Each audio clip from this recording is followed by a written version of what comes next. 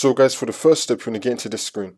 Now to get here, you want to click on the power button on your computer, which will turn it on. Then you want to turn it off again straight away. You want to repeat this 3 times. So you're going to turn on your computer and then quickly turn it off again from the power button. Turn it back on again, turn it off again, turn it back on again, turn it off again. Do that quickly 3 times.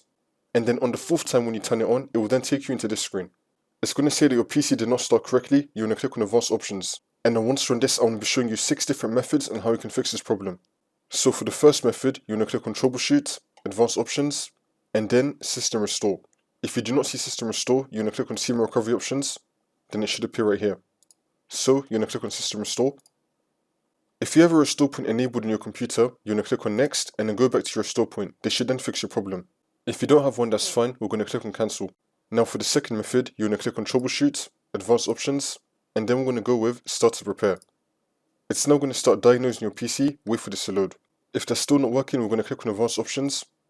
And now for the third method, you want to click on troubleshoot, advanced options, and then uninstall updates. You can try to uninstall these. I'm going to try the latest feature update first. And then click on uninstall. See if that works for you. If not, then you can try the other one. And now for the next method, you want to click on troubleshoot, advanced options. If you have an option right here that says go back to the previous build, then you want to go with that. I don't have it on my computer, but you might be having an option called go back to previous build. If you do have that, you want to try that. For the next method, you want to click on troubleshoot, advanced options, and then command prompt. And now once you run this, you want to type in C:, click on enter. Now we're going to type in cd space / windows / system32 / config, click on enter again. Now we're going to type in md space backup 5, click on enter again. Now we're going to type in copy space ** space backup, click on enter again.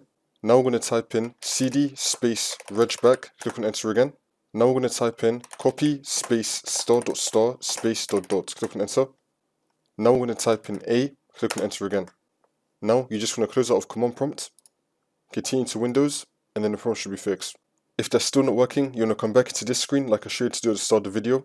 Now you want to click on troubleshoot and then reset this PC. If you don't have your files backed up, you want to go keep my files. If you do have them backed up, you want to go remove everything. Reset your computer. This should now fix your problem.